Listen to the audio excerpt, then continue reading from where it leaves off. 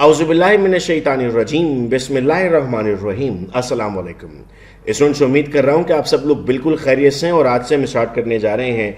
Drug regulatory authority of Pakistan ने जो vacancies announce की हैं उन वैकेंसीज की हमने ऑनलाइन प्रिपरेशन स्टार्ट की है। आज और कुछ लेक्चर्स हम यूट्यूब पर प्रीमियम करेंगे। प्रीमियम वीडियोस में मैं लाइव चैट पर आपसे डिस्कशन कर रहा हूँ। तमाम रजिस्टर्ड पार्टिसिपेंट्स हैं वो अपनी अटेंडेंस मार्क करेंगे अपने नाम के साथ, और जो इसके अलावा लोग देख रहे हैं अगर फ्रेश ग्रुप का पार्ट बनना चाहते हैं तो स्क्रीन पर दिए हुए नंबर पे वो हमसे रब्ता कर सकते हैं। इसमें 30% जो पोर्शन है वो दिया गया स्टूडेंट्स हमें लॉस पर, और हम वन बाय वन तमाम लॉस को पढ़ेंगे अपनी क्लासेस में। लॉ समझना थोड़ा सा मुश्किल होता है क्योंकि इसके जो वर्डिंग्स हैं उसकी एग्जांपल्स आती हैं इम्तहान में। तो आइए वन बाय वन हम स्टार्ट करेंगे। सबसे पहले हम स्टार्ट कर रहे हैं ड्रग एक्ट 1976 से। मैं इस वक्त आप तमाम की चैट्स देख पा रहा हूँ। वालेकुम अस्सलाम। और मैं आप लोगों से चैट पर बात भी कर रहा हूँ। कोई बात अगर आपको डिस्कस करनी है तो आप लोग चैट पर डिस्कस भी कर सकते हैं। So starting up with the first chapter, that is the basic introduction, जिसमें बताया गया कि इसका नाम क्या रखा गया। तो हमने कहा this act is called as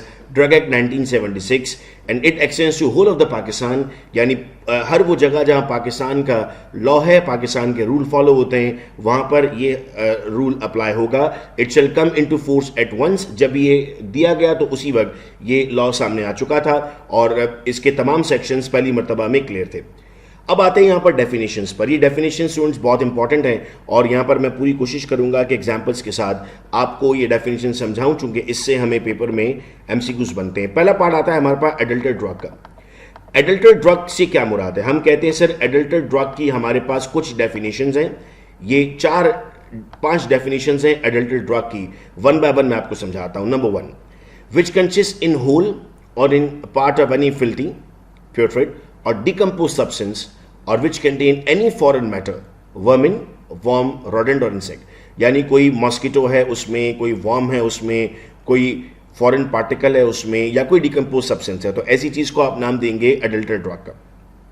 which has been manufactured, packed और हेल्ड अंडर अनसैनिटरी कंडीशन, अगर जीएमपी फॉलो नहीं हुई थी। Whereby it has been contaminated with dirt, हो सकता है वहां पर आपको मट्टी मिले जिस एरिया में वो पैक हो रहा था, और विद एनी फॉरेन मैटर, और whereby it had been rendered injurious to health, यानी आपके लिए वो, जैसे अगर फॉर एग्जांपल मैं कहता हूं इंजेक्टेबल है और इंजेक्टेबल बन रहा था ऐसी जगह पर जो उस जगह पर नहीं बनना चाहिए था, वहां पर वैसी कंडीशन प्रोवाइडेड नहीं थी।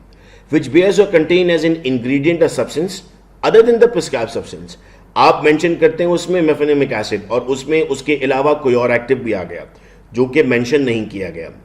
With which any substance has been mixed or packed so as to reduce its quality or strength, or for which any substance has been substituted wholly or in part। Label पे कुछ और लिखा हुआ है, label claim कुछ और है, दवा अंदर कुछ और मौजूद है। ऐसी सूरत में हम कहते हैं कि हमारे पास जो कंटिन्यूअस जो ड्रग है उसको आप एडल्टेड ड्रग का नाम देंगे। तो इन 5 में से कोई सी भी डेफिनेशन अगर आपके सामने आएगी तो आप उसमें एडल्टेड ड्रग उसका ऑप्शन देंगे।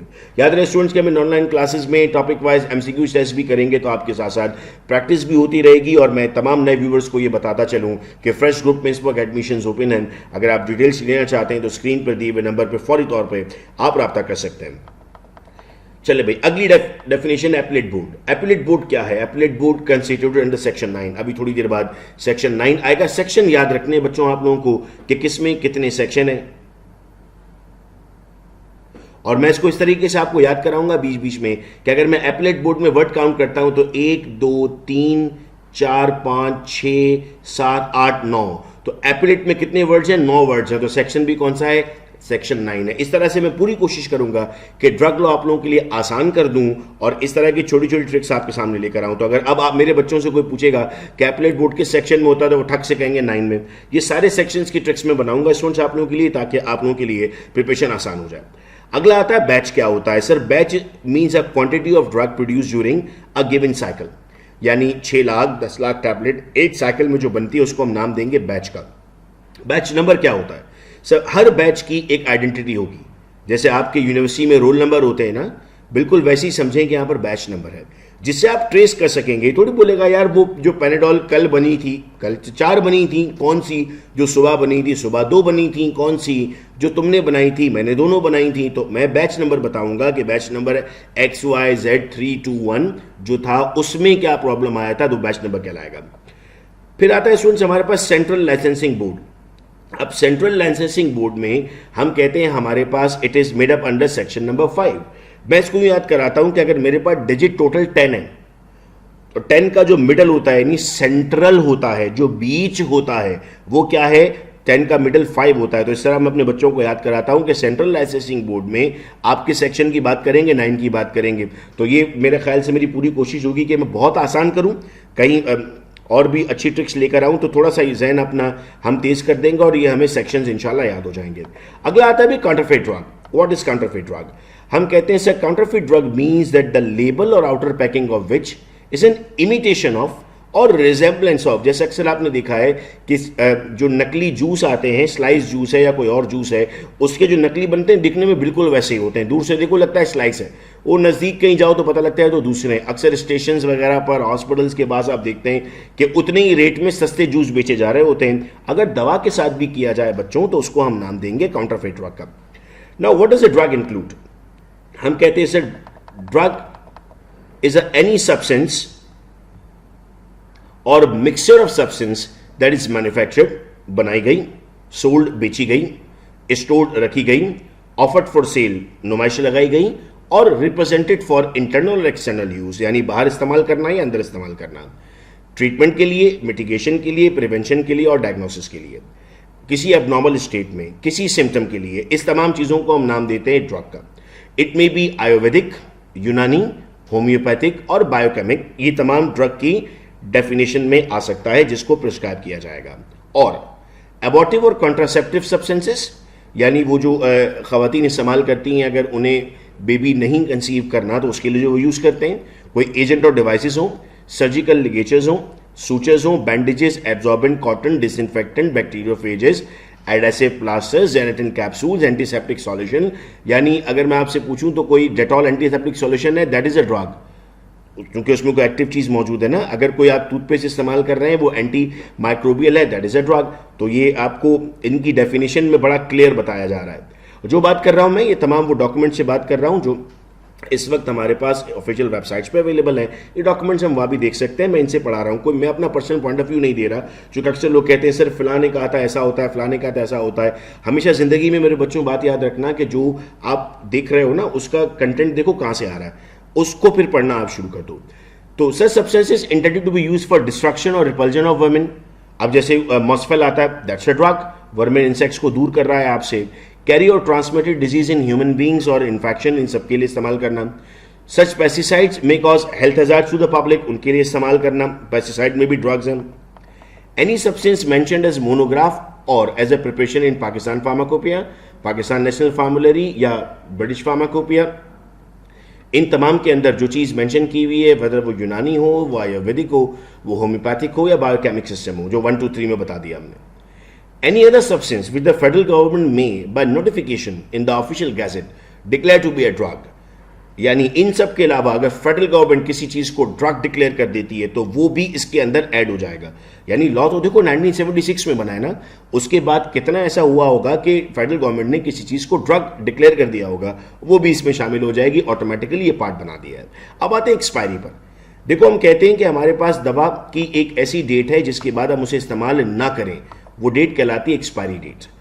सो कभी ये 2 साल, कभी ये 3 साल, मतलब सिरप्स में ये 2 साल होती है, कैप्सूल्स में 2 साल होती है, टैबलेट्स में 3 साल भी देखी गई, 4 भी देखी गई, 5 भी देखी गई। पैराडोल 5 साल की एक्सपायरी है, जिसके बाद आपको परमिशन नहीं है आप उस ड्रग को इस्तेमाल करें या बेचें। एक्सपर्ट का मतलब क्या होगा? एक specialist through the university education और उस फील्ड में एक्सपीरियंस रखता होगा, उसको एक्सपर्ट कहेंगे। एक्सपोर्ट का मतलब क्या होगा? एक्सपोर्ट का मतलब होगा सर जो उसको पाकिस्तान से बाहर ले जाने की किसी भी दवा को अगर इजाज़त दी जा रही है, जैसे पाकिस्तान से बहुत सारी ड्रग्स एक्सपोर्ट होती हैं मुख्तलिफ कंट्रीज़ में। अब आते हैं बड़े इंपॉर्टेंट एरिया पर, generic name. Generic name is the non proprietary, it is the scientific or the official name of the drug approve by the government. यानी जो भी दवा आपके मुल्क में मौजूद होगी अगर वो जेनरिक है तो फेडरल गवर्नमेंट उसे अप्रूव करेगी। गवर्नमेंट एनालिस्ट कौन होगा? गवर्नमेंट एनालिस्ट, इंडस्ट्री के अंदर भी एनालिस्ट होते हो सकता है आप में से बहुत सारे लोग जो प्रिपरेशन कर रहे हैं वो क्यूसी एनालिस्ट के तौर पे काम कर रहे हो। गवर्नमेंट एनालिस्ट क्या करेगा? गवर्नमेंट एनालिस्ट फेडरल गवर्नमेंट का एनालिस्ट होता है या प्रोविंशियल लेवल पर होता है, जिसे सेक्शन 16 के अंडर हम अपॉइंट करते हैं।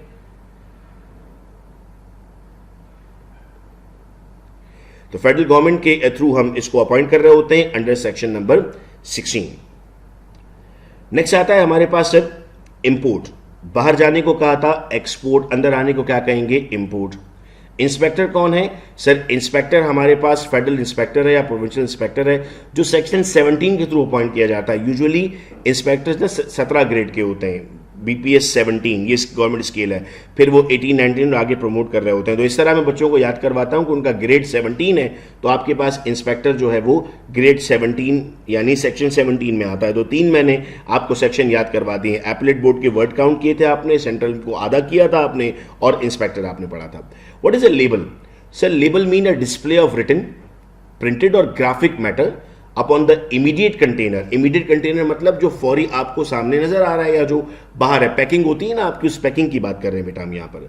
Labelling mean all labels and other written printed और ग्राफिक मैटर, यानी उसमें आपके पास तमाम के तमाम लेबल्स में सब चीजें मेंशन होती हैं, कोई ग्राफिक्स है वो सब तमाम उसके सामने आएगी। लाइसेंसिंग अथॉरिटी क्या होगी? जैसे ड्रग रेगुलेटरी अथॉरिटी है वो ऑथोराइज करती है कि जी आप इस ड्रग को मार्केट कर सकते हैं। नेक्स्ट डेफिनेशन आती है स्टूडेंट्स हमारे पास मैन्युफैक्चर। मैं उम्मीद कर रहा हूं कि तमाम बातें आप लोगों को समझ में आ रही हैं और चैट पर जो आप लोग लिख रहे हैं मैं भरपूर कोशिश कर रहा हूं कि मैं रिस्पॉन्ड करूं आप लोगों को, और आप सब लोग भी चैट पर लिख सकते हैं। चीज़ें अगर समझ में आ रही हैं तो ज़रूर कमेंट करें। हम इन क्लासेस को 2 वे क्लासेस करेंगे अपनी, और मैं होमवर्क्स भी आप लोगों को दिया करूंगा ताकि आप लोग की स्टडी और ज़्यादा बेहतर हो। So manufacturing in relation to a drug means all operations, सब कुछ, प्रोसेसिंग होगी, कंपाउंडिंग होगी, फॉर्मुलेटिंग होगी, फिलिंग होगी, पैकिंग होगी, रीपैकिंग अगर है तो ऑल्ट्रेशन हो रही है, सब कुछ आ जाएगा आपके पास मैन्युफैक्चरिंग में। इस मैन्युफैक्चरिंग में वेटरनरी मेडिसिन भी आ सकती हैं, इसमें तमाम मेडिसिन आएंगी, तमाम ड्रग्स आएंगी। अब आते हैं बहुत इंपॉर्टेंट पार्ट पे, मिस ब्रांडेड ड्रग, जिसको एडल्टेड ड्रग से आपको अलग करके समझना होता है। Sir which is not label in a prescribed manner, मतलब उस पर लिखा था दवा बच्चों की पहुंच से दूर रखें, नहीं लिखा हुआ। सो जो चीजें लाजिम थी वो नहीं बताई गई। ऑन द लेबल और labelling of which any word, statement और अदर मैटर और information required by the rules to appear is not prominently place. लिखा गया था कि आपको डोज मेंशन करना है लेकिन मेंशन नहीं हुआ, आप कहेंगे मिस ब्रांडेड ड्रग है। Which is not label with such direction for use, कब इस्तेमाल करनी है, बच्चों की पहुंच से दूर रखनी है, ठंडक में रखनी है, कितने चम्मच इस्तेमाल करने हैं, अगर नहीं लिखा हुआ मिस ब्रांडेड है। अगर कोई चीज़ मिक्स हो गई थी, एडल्टेड हो गया था, ये लिखा हुआ गलत आ रहा है तो आप मिस ब्रांडेड कह रहे हैं। द लेबल और container of which or anything accompanying which bears any statement, design or device which makes any false claim for the drug, यानी लिख दिया जाए कि जी बच्चे इस्तेमाल कर सकते हैं और बच्चों के इस्तेमाल की ना हो, मिस ब्रांडेड बन जाएगा।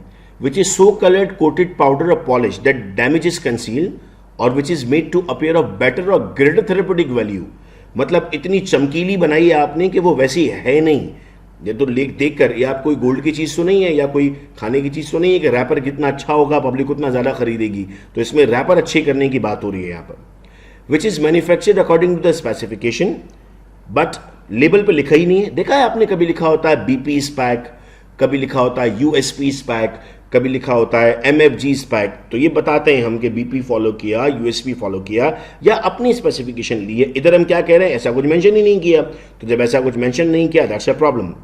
प्रिस्क्राइब का मतलब क्या होगा, डॉक्टर ने प्रिस्क्रिप्शन में हमें बताया। नेक्स्ट आता है हमारे पास sir provincial quality control board, जिसे हम PQCB भी कहते हैं।